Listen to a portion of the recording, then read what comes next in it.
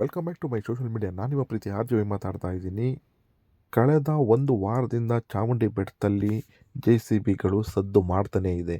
ನಮಗೆ ಅವಶ್ಯಕತೆ ಇಲ್ದಲೇ ಇರುವಂತಹ ಕಟ್ಟಡವನ್ನ ನಿರ್ಮಾಣ ಮಾಡ್ತಾ ಇದ್ದಾರೆ. ಇದನ್ನ ರಾಜ ಮನೆತನದವರು ಕೇಳಿದ್ರು ಕೂಡ ಯಾವುದೇ ರೀತಿ ಮಾಹಿತಿನ ಕೊಡ್ತಾ ಇಲ್ಲ ಇಲ್ಲಿನ ಆಡಳಿತ ಮಂಡಳಿಯವರು. ಕೋರ್ಟಿನಲ್ಲಿ ಕೇಸ್ ನಡೀತಾ ಇದ್ರೂ ಕೂಡ ಈ ಜಾಗಗಳಲ್ಲಿ ಯಾವುದೇ ರೀತಿ ಅಕ್ರಮವಾಗಿ ನಿರ್ಮಾಣ ಕೂಡ ಆಗಬಾರ್ದು, ಯಾವುದನ್ನು ಕೂಡ ತೆರವುಗೊಳಿಸುವ ಕಾಮಗಾರಿಯು ಕೂಡ ನಡೀಬಾರ್ದು ಅನ್ನೋದನ್ನು ಕೂಡ ಇಲ್ಲಿ ಆಲ್ರೆಡಿ ಇಲ್ಲಿನ ಆಡಳಿತ ಮಂಡಳಿಯವರಿಗೆ ಸೂಚನೆ ನೀಡಿದ್ದಾರೆ. ಆದ್ರೂ ಕೂಡ ಇಲ್ಲಿ ಅಕ್ರಮವಾಗಿ ಕಟ್ಟಡ ನಿರ್ಮಾಣ ಮಾಡೋದಕ್ಕೆ ಅಂತ ಕಟ್ಟಡ ಕಾಮಗಾರಿಗೆ ಸಕಲ ಸಿದ್ಧತೆ ನಡೀತಾ ಇದೆ.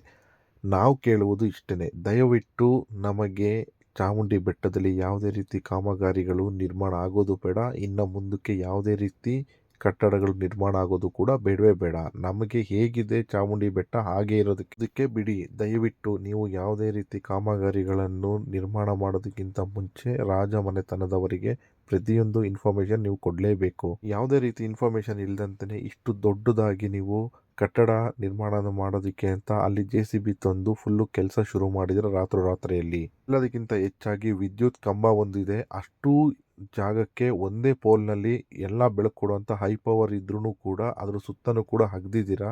ಅದು ಏನಾದರೂ ದೇವಸ್ಥಾನದ ಮೇಲೆ ಬಿದ್ದು ಇಲ್ಲ ಶಿಖರದ ಮೇಲೆ ಏನಾದ್ರು ಬಿದ್ದು ಡ್ಯಾಮೇಜಸ್ ಆದರೆ ಅಥವಾ ಅಲ್ಲಿ ಸ್ಥಳೀಯರ ಮೇಲೆ ಅಂಗಡಿ ಮುಂಗಟ್ಟುಗಳ ಮೇಲೆ ಬಿದ್ದರೆ ಎಷ್ಟು ದೊಡ್ಡ ಅನಾಹುತ ಆಗುತ್ತೆ ಅನ್ನೋದನ್ನ ಸ್ವಲ್ಪನೂ ಕೂಡ ಕಾಮನ್ ಸೆನ್ಸು ಇಲ್ಲದಂತೆ ಕೆಲಸ ಶುರು ಮಾಡಿದ್ದೀರಾ. ಆ್ಯಕ್ಚುಲಿ ಪ್ರಮೋದ ದೇವಿ ಅವರು ಕೂಡ ಇದ್ರ ಬಗ್ಗೆ ಇನ್ಫಾರ್ಮೇಶನ್ ಕೊಡಿ ಅಂತ ಕೇಳಿದ್ರು ಕೂಡ ಇಲ್ಲಿನ ಆಡಳಿತ ಮಂಡಳಿಯವರು ಯಾವುದನ್ನು ಕೂಡ ಇನ್ಫಾರ್ಮೇಶನ್ ಕೊಟ್ಟಿಲ್ಲ. ಕೋರ್ಟಲ್ಲಿ ಕೇಸ್ ನಡೀತಿರೋಂಥ ಜಾಗದಲ್ಲಿ ಅಕ್ರಮವಾಗಿ ಕಟ್ಟಡ ನಿರ್ಮಾಣ ಮಾಡಂಗಿಲ್ಲ. ಆದರೂ ನಮ್ಮ ಚಾಮುಂಡಿ ಬೆಟ್ಟದಲ್ಲಿ ಯಾಕೆ ಈ ರೀತಿ ಇಷ್ಟು ದೊಡ್ಡದಾಗಿ ಹಗ್ದಿ ಎಲ್ಲ ಕಾಮಗಾರಿಗೆ ಶುರು ಮಾಡ್ತಾ ಇದ್ದಾರೆ ಅನ್ನೋದು ಯಾವುದು ಇನ್ಫಾರ್ಮೇಶನ್ ಕೂಡ ಇಲ್ಲ ಇಲ್ಲಿಗೆ. ದಯವಿಟ್ಟು ಈ ಕಾಮಗಾರಿನ ಇಲ್ಲಿಗೆ ನಿಲ್ಲಿಸಿ, ಇಲ್ಲ ಅಂದರೆ ಇಡೀ ಮೈಸೂರು ಜನನೇ ಕೂಡ ಇದ್ರ ಬಗ್ಗೆ ವಾಯ್ಸ್ ರೈಸ್ ಮಾಡ್ತಾರೆ, ಧ್ವನಿ ಎತ್ತಲೇಬೇಕಾಗುತ್ತೆ. ಇಲ್ಲ ಅಂತ ಅಂದರೆ ಮುಂದಿನ ದಿನಗಳಲ್ಲಿ ನೀವು ಮಾಡಿದ್ದನ್ನೇ ಸರಿ ಅಂತ ಒಪ್ಕೊಳ್ಳೋದಕ್ಕೆ ನಾವು ಯಾರು ಕೂಡ ರೆಡಿ ಇಲ್ಲ. ಚಾಮುಂಡಿ ಬೆಟ್ಟದಲ್ಲಿ ಪಾರ್ಕಿಂಗ್ ವ್ಯವಸ್ಥೆಯನ್ನು ಮಾಡಿ ಒಂದು ಗಾಡಿಗೆ ಇಷ್ಟು ದುಡ್ಡು ಅಂತ ನಿಗದಿಪಡಿಸಿ ಆ ದುಡ್ಡು ಕೂಡ ಸ್ವಾಹ ಮಾಡ್ತಾ ಇದ್ದೀರಾ. ಬರೋ ಭಕ್ತಾದಿಗಳಿಗೆ 50-100 ರೂಪಾಯಿ ಟಿಕೆಟ್ ಇದ್ದಿದ್ದನ್ನ 500-1000 ರೂಪಾಯಿ ಮಾಡ್ತಾ ಇದ್ದೀರಾ. ಎಲ್ಲ ದುಡ್ಡನ್ನ ತೆಗೆದು ಚಾಮುಂಡಿ ಬೆಟ್ಟದಲ್ಲಿ ಯಾವ ರೀತಿ ಡೆವಲಪ್ಮೆಂಟ್ ಮಾಡ್ತಾ ಇದ್ದೀರಾ ಏನೂ ನಮಗೆ ಗೊತ್ತಾಗ್ತಾನೆ ಇಲ್ಲ. ದಯವಿಟ್ಟು ಇನ್ಫಾರ್ಮೇಶನ್